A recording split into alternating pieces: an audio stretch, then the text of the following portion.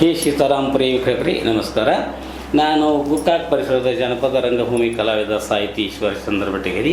ನಾನು ಸಂಪಾದನೆ ಮಾಡಿರುವಂಥ ಈ ಗಂಗಾ ಪ್ರಸನ್ನ ಅರ್ಥಾತ್ ಸಂಗ್ಯಾಬಾಳ್ಯ ಅನ್ನುವಂಥ ಈ ಕಥೆಯನ್ನು ನಮ್ಮ ಹೇ ಸೀತಾರಾಮ್ ವಾಹಿನಿ ಮೂಲಕವಾಗಿ ವಾಚನ ಮಾಡ್ತಾ ಬಂದಿದ್ದೀನಿ. ಕತೆ ಇದು ಗ್ರಾಮೀಣ ಪರಿಸರದಲ್ಲಿ ನಡೆದಂಥ ಒಂದು ಸತ್ಯ ಘಟನೆಯಾದರೂ ಕೂಡ ಇಂದಿಗೂ ಕೂಡ ಇದು ಜನಪ್ರಿಯವಾಗಿ ಬಂದದ್ದು ಯಾರಿಗಾದರೂ ಸೋಜಿಗೆ ಅನ್ನಿಸ್ತದ. ಅಂಥ ಒಂದು ಕತೆ ಈ ಚೆರಳುಗನ್ನಡ ಭಾಷೆಯಲ್ಲಿ ಇದು ನಮ್ಮ ರಾಯಪ್ಪ ಪಸ್ತಾರ್ ಗುರುಗಳು ಬರೆದದ್ದು. ಈಗಿನ ನವ ಯುವಕರು ಕೂಡ ಈ ಆಟವನ್ನು ಅತ್ಯಂತ ಮುದದಿಂದ ಆಡ್ತಾರೆ. ಆದರೆ ಆವಾಗ ಆ ಒಂದು ಗಂಗಾಳ ಒಂದು ಮನಸ್ಥಿತಿ, ಅವಳಿಗೆ ಒಂದು ಮನಸ್ಸಿನ ಒಂದು ವ್ಯಾಕುಲತೆ, ಅವಳ ಅಂತರಂಗದ ತೊಳಲಾಟ ಬೇರೆ ಯಾವ ಹೆಣ್ಣಿಗೂ ಬರಬಾರದು. ಅಂಥ ಒಂದು ಈ ನಾಟಕದಲ್ಲಿ ಅತ್ಯಂತ ಮನಮಿಡಿಯುವಂಥ ಈ ಒಂದು ಪಾತ್ರ ಗಂಗಾ. ಈ ಗಂಗಾಳು ತನ್ನ ಗಂಡನ ಮಣ್ಣಿಂದ ಹೊರಗೆ ಬಂದಿದ್ದಾಳೆ. ಬಸವಣ್ಣನ ಗುಡಿ ಮುಂದಿವಂತ ವಿಚಾರ ಮಾಡ್ತಾ ಇದ್ದಾಳೆ. ಇನ್ನು ಮುಂದೆ ನನ್ನ ಗತಿ ಏನು ಅಂತ ವಿಚಾರ ಮಾಡಿ ಇದಕ್ಕೆಲ್ಲ ಮೂಲ ಕಾರಣ ಅಂತಂದರೆ ಹುರ್ಕಡ್ಲಿ ಬಾಳಣ್ಣ. ಆತನಿಂದಲೇ ಈ ಎಲ್ಲ ನನ್ನ ಜೀವನ ಹಿಂಗಾಯಿತು, ನನ್ನ ಕತೆ ಯಾರಿಗೆ ಹೇಳೋದು, ಇನ್ನು ಬೇರೆ ದಾರಿನೇ ಇಲ್ಲ, ಇನ್ನು ಆತನ ಮನೆಗೇನ ಹೋಗ್ಬೇಕಂತೇಳಿ ಹೊರತಾಳೆ. ಬೈಲಂಗಲ ಒಂದು ಪೇಟೆಯೊಳಗೆ ಅವಳು ಬಸವಣ್ಣನ ಗುಡಿಯಿಂದ ಮಂಗಳವಾರ ಪೇಟೆಗೆ ಹೋಗ್ತಾರಾಗ ಅವನ ಮನಸ್ಸಿನಲ್ಲಿ ಏನೇನೋ ಭಾವನೆಗಳು ಬರ್ತಾ ಇದ್ದಾವೆ. ಆಗ ಬಾಳೆನ ಮನೆ ಮುಂದೆ ಹೋಗಿ ನಿಂತು ಇನ್ನೇನು ನೋಡ್ಬೇಕಂದ್ಬಿಟ್ರೆ ಬಾಳೆನ ಮನೆಯಾಗನೇ ಇರ್ತಾನೆ. ದೂರದಿಂದ ಇವಳು ಗಂಗವ್ವ ತನ್ನ ಮನೆ ಕಡೆಗೆ ಬರ್ತಾಳೋ ಅನ್ನೋದನ್ನು ಗಮನಿಸಿದಂಥ ಬಾಳಣ್ಣ ಮನಸ್ಸಿನಲ್ಲಿ ಏನೇನು, ಯಾಕಂತಂದರೆ ಯಾರಿಗೇ ಆಗಲಿ ಮತ್ತೊಬ್ಬರಿಗೆ ಒಳ್ಳೆಯದಾದರೆ ಯಾರಿಗೇ ಆದರೂ ಮನಸ್ಸಿಗೆ ಖುಷಿ ಆಗ್ತದೆ. ಆದರೆ ಈ ಒಂದು ನಿರಪರಾಧಿ ಹೆಣ್ಣುಮಗಳು ತನ್ನ ಜೀವನವನ್ನೇ ಕೆಡಿಸಿಕೊಂಡು ತನ್ನ ಗಂಡನ ಮನೆಗೆ ಎರವಾಗಿ ಬೀದಿಗೆ ಬಿದ್ದಾಳೆ. ಅದು ತನ್ನ ಮನೆ ಕಡೆಗೆ ಬರ್ತಾಳೆ ಅಂತ ಅಂದ್ಕೂಡಲೇ ಈತನ ಮನಸ್ಸು ಕೂಡ ಇದಕ್ಕೆಲ್ಲ ಒಳಗೆ ಅಂತರಂಗ ನಮ್ಗೆ ಮನಸ್ಸು ಅರಿಯದ್ದು ಬೇರೆ ಯಾರೂ ಇಲ್ಲ. ಇದು ಇವಳ ಜೀವನ ಹಿಂಗಾಗಕ್ಕೆ ನಾನೇ ಕಾರಣ ಏನು ಅಂಥೇಳಿ ಆ ಭಾಳ ನನ್ನ ಮನಸ್ಸು ಒಳಗೆ ವಿಲಿ ಅಂತ ಇದ್ದರು. ಆದರೂ ಕೂಡ ಯಾರೇ ಆಗಲಿ ತಮ್ಮ ತಪ್ಪನ್ನು ಒಪ್ಪಿಕೊಳ್ಳಿಕ್ಕೆ ಯಾರೂ ಮುಂದೆ ಬರೋದಿಲ್ಲ. ಆದರೂ ಅವಳು ಬರ್ತಾಳೆ ಅನುಕೂಲ ಅವಳು ಮರಿಯಾಗಬೇಕು ಅನ್ನುವಂಥ ಸಂಕಲ್ಪ ಮನೆಯೊಳಗೆ ಇದ್ದರೂ ಕೂಡ ಅಷ್ಟರಲ್ಲಿ ಗಂಗಾ ಬಾಗಿಲಿಗೆ ಬಂದುಬಿಡ್ತಾಳೆ. ಬಂದು ಏನನ್ನ ಬಾಳಣ್ಣ ಮನ್ಯಾಗದಿರೇನು, ಹೂವ ತಂಗಿ ಏನು ಗಂಗವ್ವ ನೀ ಬಂದು ಮತ್ತು ಬರದೆ ಏನು ಮಾಡೋಣ, ಪರಿಸ್ಥಿತಿನ ಹಿಂಗೆ ಮಾಡಿದಿರಿ. ಅಲ್ವಾ ತಂಗಿ ನಾ ಏನು ಮಾಡಿದಿರಿ ಅಂತ ಹೇಳಿದ್ದೀನಿ. ಮಾಡಿದ ನೀವು ಒಬ್ಬರೇ ಅಲ್ಲ, ನೀವು ನಿಮ್ಮ ಗೆಳೆಯ ಇಬ್ಬರು ಕೂಡಿ ನನ್ನ ಜೀವನನ ಕೆಡಿಸಿಬಿಟ್ರಿ, ನನ್ನ ಗಂಡನ ಮನೆಗೆ ಎರವ ಆಗುವಂತ ಮಾಡಿಬಿಟ್ರಿ. ಮುಂದೆ ಏನು ಮಾಡಬೇಕು ಅನ್ನೋದು ನನಗೆ ತೋರಿಸ್ದ ಇವತ್ತು ನಾ ಬೀದಿಗೆ ಬೀಳಾಕ ನೀವೇ ಕಾರಣ ಅಲ್ಲಲ್ರಿ. ಏನು ಮಾತಂಗಿ ಹಿಂಗೆ ಮಾತಾಡ್ತಿ, ಮತ್ತು ಇದ್ದದ್ದನ್ನು ಮಾತಾಡ್ತಾ ಇದ್ದೆ ನನ್ನ. ಅಲ್ಲ ಇವತ್ತು ನಾನು ಹಿಂಗೆ ಯಾರೂ ಇಲ್ಲದ ಒಂದು ಏಕಾಂಗಿಯಾಗಿ ಇವತ್ತು ನಾನು ನಿನ್ನ ಮನೆಗೆ ಬರಬೇಕಾಯ್ತು. ನಿನ್ನ ಮನೆಗೇನೆ ಯಾಕೆ ಬನ್ನಿ ಹೇಳಪ್ಪ, ಈ ಬೈಲಂಗೋಲು ಹೊರಗೆ ಎಷ್ಟು ಮನೆಗಳು ಅದಾವು, ಅದಾಗ್ಬಿಡು ತಂಗಿ. ಮತ್ತು ನಿನ್ನ ಮನೆಗೆ ಯಾಕೆ ಬನ್ನಿ, ನೀನೇ ವಿಚಾರ ಮಾಡು ತಂಗಿ. ನಿನ್ನ ಮಾತು ಕರೆಯೋದವ, ನಾನು ಏನು ನನಗೆ ಏನಾಗೈತಲ್ಲ ಇದಕ್ಕೆ ನಾನು ಕಾರಣದನವ. ನಾನು ಹೊರಗೆ ಇಲ್ಲ ಅಂತಂದ್ರೂ ಕೂಡ ಒಳಗಿನ ಮನಸ್ಸು ಅದಕ್ಕೆ ಮಂಚ ಕೊಡೋದಿಲ್ಲ ತಂಗಿ. ನಾನಾದರೂ ನನಗೆ ಏನಾದರೂ ನನಗೆ ಸಹಾಯ ಮಾಡಬೇಕು, ಆದರೆ ಹಿಂಗೆ ಆಗಬಾರ್ದಾಗಿತ್ತಂದ್ರೆ ಏನನ್ನ ಇಂಥ ಕೆಲಸ ಯಾರ್ಯಾರೂ ಮಾಡಬಾರ್ದು. ಅದ್ರಾಗ ನೀನು ನನ್ನ ಮನೆಗೆ ಬಂದಾಗ ಏನು ಹೇಳಿದಿ, ಬಡತನ ಕಾಡತವ್ವ ನನಗೆ, ಅದಕ್ಕಾಗಿ ಬಂದೇನಿ ಕೊಡವಚನ, ಮಂಡ್ಯಾಗ ಮಾಡಬೇಡ ಅಪಮಾನ ಅಂದಿಲ್ಲು. ಹೌದು ತಂಗಿ ಅಂತಿದ್ದು. ಆಗ ನಾನು ನಿನಗೇನು ಹೇಳಣ್ಣ, ಯಾಕೆ ಬಡತನ ಸಿರಿತನ ದೈವದ ಆಟ, ಬಡತನ ಸಿರಿತನ ದೈವದ ಆಟ, ದೇವರು ಇಟ್ಟಂಗ ಇರಲೆಪ್ಪ ಸಮಾಧಾನ ನಿನ್ನ ಮನಕ್ಕೆ ಅಂತ ಹೇಳಿದ್ಲು. ಹೌದು ತಂಗಿ ಹೇಳಿದೀನು, ಆದರೆ ನಾ ಬಂದ ಉದ್ದೇಶನ ಬರೀತ ಅಂಥ ಕೆಟ್ಟ ಉದ್ದೇಶ ಇಟ್ಕೊಂಡೆ ಯಾರೂ ಮತ್ತೊಬ್ಬರಿಗೆ ಕೆಟ್ಟ ಮಾಡಬಾರ್ದನ್ನ. ಅದಕ್ಕೆ ಏನು ಹೇಳಿ ನೀನು, ಇಬ್ಬರುಗಳು ಇರಲೆವ್ವ ಈ ಮಾತ, ಇಬ್ಬರುಗಳು ಇರಲೆವ್ವ ಈ ಮಾತ, ಮತ್ತೊಬ್ಬರು ಕೇಳಿದ್ರಾದೀತ ಘಾತ. ಬಡವನ ಮ್ಯಾಲೆ ಇರಲೆವ್ವ ಮಾಯಾ ಮಮತ ಅಂದಿಲ್ಲ. ಹೌದು ತಂಗಿ ಅಂದಿದ್ದೇನೆ ನೋಡು, ನಿನಗೆ ಏನೂ ಆತಂಕ ಬಂದೈತಿ ಅಂತ ತಿಳ್ಕೊಂಡು ನನಗೆ ಈ ಮಾತಿಂದ ಅನಿಸ್ತು. ಅದಕ್ಕೆ ಏನು ಹೇಳಿದಿ, ನಮ್ಮಿಬ್ಬರೊಳಗೆ ಈ ಮಾತಿರಲಿ ಅಂತಂದ ಕೂಡಲೇ ಏನೂ ಬಡ ಮನುಷ್ಯ, ಏನೂ ತೊಂದರೆ ಆಗೈತಿ, ಏನೂ ಕಟ್ಟಂತಾಗಿರ್ಬೇಕಂತ ಸಾಯಸಕ್ಕೆ ಬಂದಂತ ತಿಳ್ಕೊಂಡು ನಾನು ನಿನಗೇನು ಹೇಳಿದ್ದು, ಹಂಗಾದ್ರೆ ಹೇಳಪ್ಪ ಏನು ಕೆಲಸ ಬಾಳಪ್ಪಣ್ಣ, ಹೇಳಪ್ಪ ಏನು ಕೆಲಸ, ನಮ್ಮ ಮನೆಗೆ ಬಂದಂಥ ಕಾರಣ, ನಿನಗೆ ಬಂದ ವಿಪತ್ತಾದರೂ ಏನ ಹೇಳಿಲ್ಲು. ಹೌದು ತಂಗಿ ನೀ ಹೇಳಿದ್ದು ಕರೆಯೋದು. ಇಂಥದ್ರಾಗ ಒಬ್ಬರು ಕಷ್ಟಕ್ಕೆ ಮತ್ತೊಬ್ಬರು ನೆರವಾಗುವುದು ಧರ್ಮ ಐತಿ. ಹಿಂಗಿದ್ದಾಗ ನೀ ಬಂದು ಏನಾರು ನಿನಗೆ ಬಡತನ ಐತಿ, ಏನಾರು ರೊಕ್ಕ ರೂಪಾಯಿ ಬೇಕಾಗೈತಿ ಅಂತ ಕೇಳಿದ್ರೆ ನಾನು ನೆರವು ಮಾಡ್ತೀನಿ. ಅದನ್ನು ಏನು ಮಾತಾಡಿದನ್ನ ತಂಗಿ, ಅದೆಲ್ಲ ಕರೆ ಬಿಡುವ.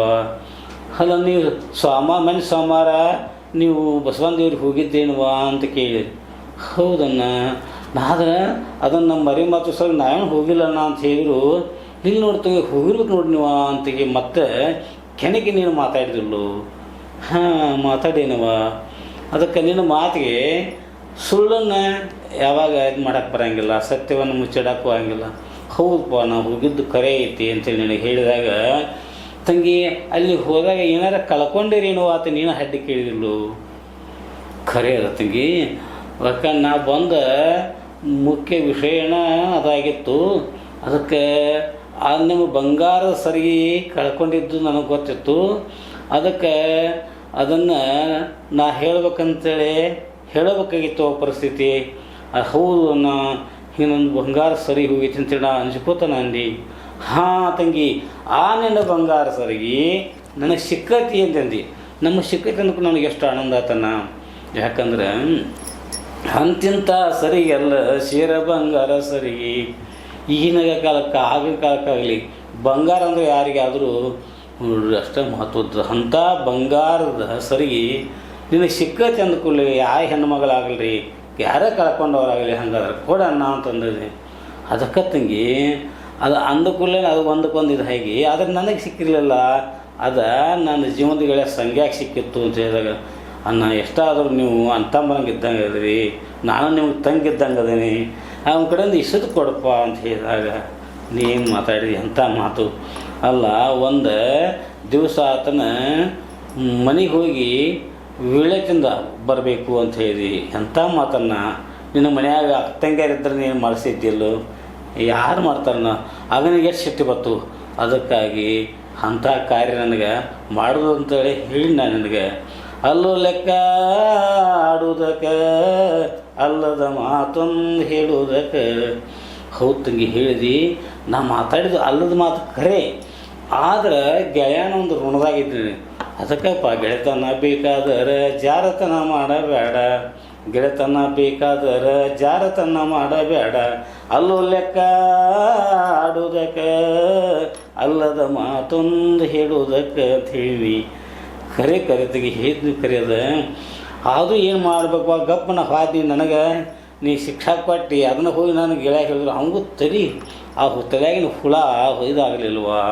ಅವ ಏನು ನಿನ್ನ ಮ್ಯಾಲೆ ಭಾಳ ಇದು ಮಾಡಿ ಪರಸ್ತ್ರೀಯರ ಮೇಲೆ ಮಾಡಬಾರ್ದು ಎಷ್ಟು ತಿಳಿಸಿ ಹೇಳಿದ್ರು. ಹಗಲಿ ರಾತ್ರಿ ಬೀಳುತ್ತಾವೋ ಅಕ್ಕಿ ಕನಸ, ಸಾಯ್ತೀನೋ ಉಪವಾಸ, ಬಾಳಪ್ಪನ ಸಾಯ್ತೀನೋ ಉಪವಾಸ ಅಂದಾಗ ನನಗೂ ಏನು ಮಾಡೋಕೆ ಹೋಗ್ತಾರ್ರಿ. ನೋಡಿ ತಂಗಿ, ನೀನು ಹೇಳಿದ್ದು ಖರೆ, ನಿನ್ನ ಸ್ಥಿತಿನೂ ಎಷ್ಟು ಅರ್ಥ ಆಕತಿ. ಇವು ನನ್ನ ಗೆಳೆಯ ಜೀವನದ ಗೆಳೆಯ ನನಗೆಲ್ಲ ಕೊಟ್ಟು ನಡೆಸ್ಯಾನ ಮನ್ಯಾಗ ನನಗೆ ಅಂತಮ್ರತ. ಇವು ಒಬ್ಬ ಹಿಂಗೆ ಹಠ ಆಡ್ಕೊಂಡು ಕೂತಾನೆ. ನನ್ನ ಸ್ಥಿತಿ ಏನಾಗ್ಬಿಡು, ನೀನು ತಂಗಿ ನಿನ್ನ ಸ್ಥಿತಿನೂ ಅರ್ಥ ಆಗೈತಿ. ಇವು ಜೀವನದ ಗೆಳೆಯ, ಅವನ ಸ್ಥಿತಿನೂ ಅರ್ಥ. ಏನು ಮಾಡಬೇಕು ಅನ್ನೋದು ತೋರಿಸದ ಕೊರವಂಜಾರಿಗೆ ಶಕುನ ಕೇಳಿ ಪರಮ ನೀನು ಕೂಡ ಹೆಂಗಾಗಿದ್ರು ಆಕೆ ನೀವು ವಚನ ಕೊಟ್ಟಿದ್ದೆ ಅನ್ನೋ ಕೂಡಲೇ ಆ ವಚನ ಪಾಲಿಸೋ ಸಲುವಾಗಲ ನೀನು ಆಕೆ ಮಾತು ಕೇಳ್ತಿ ಅಂಥೇಳಿ ಆಕಿನ ನಿನ್ನ ಕೂಡ ನಾವು ಕಳಿಸಿದ್ದು ಕರೆಯದವ. ನೋಡೋಣ ಈಗೆಲ್ಲ ನೀವೆಲ್ಲ ಇಟ್ಟು ತಪ್ಪು ಮಾಡಿದ್ರಿ, ಆದರೆ ಅದೆಲ್ಲ ಹೋಗಿ ಯಾರಿಗೆ ನನಗನ ಬಿತ್ತು ನೋಡಿ. ಏನೇ ಆಗಲಿ ಈ ಲೋಕದಾಗ ಹೂ ಹೋಗಿ ಮುಳ್ಳಿಗೆ ಚುಚ್ಚಿದ್ರೂ ಹೂವಿಗೆ ನಾಸಕತಿ, ಮತ್ತು ಮುಳ್ಳು ಬಂದು ಹೂವಿಗೆ ಚುಚ್ಚಿದ್ರು ಅದು ಹೂವಿಗೆ ನಾಸಕತಿ. ಹಂಗಾಗೈತೆ ನನ್ನ ಸ್ಥಿತಿ. ಖರೆ ತಂಗಿ, ನನಗೆ ಗೆಳೆಯಾಗ ಭಾಳ ತಿಳಿಸಿ ಹೇಳಿದ್ರು ಕೂಡ ಅವಾಗ ನಿನ್ನ ಹುಚ್ಚ ಬಿಡಲಿಲ್ಲ. ಅದಕ್ಕೆ ಹೇಳ್ತಾರಲ್ಲ, ಅದು ಯಾರಿಗೇ ಆಗಲಿ ಇಂಥ ಒಂದು ಹುಚ್ಚ ಲೋಕದಲ್ಲಿ ಒಬ್ಬೊಬ್ಬರಿಗೆ ಒಂದೊಂದು ಹುಚ್ಚರಿತ್ತು. ಆದರೆ ಹಿಂಗೆ ಲಕ್ಷಣ ಆಕೈತಲ್ಲ, ಅದು ಧರ್ಮದಿಂದ ನಡಿಬೇಕು ಅನ್ನೋದು ನಾ ಹೇಳಿನ ತಂಗಿ ರಗಡ. ಅದು ಕೇಳಿಲ್ವ ಕಡಿಕೆ ಪರಮನಕ್ಕೆ ಕೂತಂತ ಅದು ಬಡತನದ ಬಾಳೆ. ಯಾರು ತಪ್ಪಣ್ಣು ನೋಡಿ ಒಂದು ಎಲ್ಲ, ಆದರೆ ನಿನಗೆ ಅಲ್ಲ 20 ಬಂತವ. ಆಕೆ ಬಡತನ ಬಾಳೆ ಮನ್ಯಾಗ ಅಷ್ಟೇ ಕಷ್ಟ ಇದ್ದಾಗ ಇವು ನನ್ನ ಗೆಳೆಯ ಸಂಖ್ಯೆ ಆಕೆಗೆ ಏನು ಬೇಕಾದ್ರೂ ಕೊಡ್ತೀನಿ, ನಿನಗೂ ಬಂಗಾರ ಕೊಡ್ತೀನಿ ಅಂತ ಹೇಳಿದಾಗ ಆಸೆಗೆ ಬಿದ್ದ ಹೆಣ್ಮಗಳು ನಿನ್ನ ಕಡೆ ಬಂದು ನಿನಗೆ ಕೇಳಿದಳು. ನೀ ಅಂಥ ಮಾಡೋದಿಲ್ಲ ಅಂತ ಯಾಕಂದ್ರೆ ಯಾರೇ ಹೆಣ್ಮಗಳು ಇಂಥ ಕೆಲಸ ಯಾರೂ ಮಾಡೋದಿಲ್ಲ, ನೀನಾದರೂ ಅಂತ ಮಾಡೋಕ್ಕೆ ಅಲ್ಲ. ಆವಾಗ ಅವಳು ಒಂದು ಅಂಜಿಕೆ ಹಾಕಿದಳು. ನೀನು ಕರೆದ ಪ್ರೀತಿ ಎಷ್ಟು ಕೊಟ್ಲಿ, ಬಾರ ಆಯಿ ಬಂದೆವ್ವ ಭಾಳ ದಿನಕ್ಕೆ, ಬಣ್ಣದ ಮಣಿ ತೋರುವ ಕುಂಡಿ ಬುಡಕ್ಕೆ. ಎಷ್ಟು ಹೊರಗಿಂದ ಬಂದಕ್ಕಿಗೆ ಆಧಾರ ಮಾಡಿದ್ವಿ. ಆಕೆ ಏನು ಬೇಕಾದದ್ದು ಮಾಡಿದಳು. ಆದರೆ ಅವಳು ಒಳಗಿನ ಮನಸ್ಸು ಈ ಬಡತನ ಅನ್ನೋದು ಮಾಡಬಾರ್ದು ಕೆಲಸ ಮಾಡಿಸ್ತೈತೆ ಅಂತಂದಾಗ ನಾವೇ ಇವಾಗ ಉದಾಹರಣೆ. ಯಾಕೆ ನನ್ನ ಬಡತನಕ್ಕಾಗಿ ಸಂಜ್ಞಾನಿಗೆ ಗೆಳೆತನ ಮಾಡಿ ಅವನ ಒಂದು ಮಾತಿನ ಇದಕ್ಕೆ ಮೀರ್ಲಾರ್ಕಾಗಿ ನಿನ್ನ ಜೋಡಿ ಮನೆಗೆ ಬನ್ನಿ, ನಂದು ತಪ್ಪಾತು. ಆದರೆ ಈಗ ಪರಮ್ಮ ಆಕೆ ತನ್ನ ಏನೋ ಕೊಡ್ತಾನಂತ ತಿಳ್ಕೊಂಡು ತನ್ನ ಹೊಟ್ಟೆ ಹೊರೆಯೋ ಸಲುವಾಗಿ ತನ್ನ ಬಡತನ ನಿಗಿಸೋ ಸಲುವಾಗಿ ಅವಳು ನಿನ್ನ ಮನೆ ಹತ್ರ ಬಂದಾಳ. ಹಾಗಾದರೆ ಆಕೆ ಇನ್ನು ಎಷ್ಟು ತಿಳಿಸಿಡಿ, ನಿನ್ನಂಥ ಹೆಣ್ಣುಮಗಳನ್ನು ಸಿಗುದ್ರು ತಂಗಿ, ಅದು ನಿನಗೆ ನಾವೆಲ್ಲ ದ್ರೋಹ ಮಾಡಿದಂಗೆ ಆತು. ಆಕೆ ಪರಮ್ಮನು ನೋಡುವ ಇದೊಂದು ಕೆಲಸ ಮಾಡ್ತಂಗಿ, ಯಾಕಂದ್ರೆ ನಿನ್ನ ಗಂಡ ಆತ ಊರಿಗೆ ಹೋಗಿರ್ತಾನೆ. ಹೆಣ್ಮಗಳು ಏನು ಬೇಕಂದ್ರೆ ಉಣ್ಣಾಕ ತಿನ್ನಾಕ ಉಡಾಕ ಎಲ್ಲ ಇದ್ದರೂ ಕೂಡ ರಾತ್ರಿ ಸಂಘ ಅನ್ನೋದು ಭಾಳ ಮಹತ್ವದ ಇರ್ತೈತಿ. ಆ ಸಂಘ ಸುಖಾನ ನಿನಗಿಲ್ವ, ಅದು ಮಾತು ಕರೆನ ಆಯ್ತನ್ನ. ಯಾಕಂದರೆ ನನ್ನ ಗಂಡ ನಾ ಪ್ರಥಮ ರಾತ್ರಿ ಬಂದಾಗನೇ ನನ್ನ ಕಡೆಯಿಂದ ಮಾತು ತೊಗೊಂಡಿದ್ದ, ನಾವಿಬ್ಬರು ಕೂಡುದು ಬೇಡ ಗಂಗ, ತಮ್ಮಗಳಿಬ್ಬರಿಗೂ ಲಗ್ನ ಮಾಡಿ ಅವರಿಗೆ ಇಬ್ಬರು ಹೆಣ್ಮಕ್ಳು ಬಂದ ನಂತರ ಎಲ್ಲರೂ ಕೂಡ್ಕೊಂಡು ನಮ್ಮ ಮನೆಯೊಳಗೆ 3 ತೊಟ್ಲು ತಗೊಂಡಾಗಲಿ ಅಂತ ಎದ್ದು ಕರೆಯೋದ. ಗಂಡನ ಮಾತಿಗೆ ಎದುರಾಡಕ್ಕೆ ಹೆಂಗೆ ಬರ್ತೈತನ್ನ ಅಂಥ ಸ್ಥಿತಿಯೊಳಗೆ ಅನಿವಾರ್ಯವಾಗಿ ನಾನಾದರೂ ನನ್ನ ಗಂಡಗೆ ಮಾತುಕಟ್ಟನ್ನು ಪಾಲನೆ ಮಾಡಿಕೊಂಡು ಬಂದದ್ದು ಖರೆ ಐತನ್ನ. ಏನು ಮಾಡೋದು?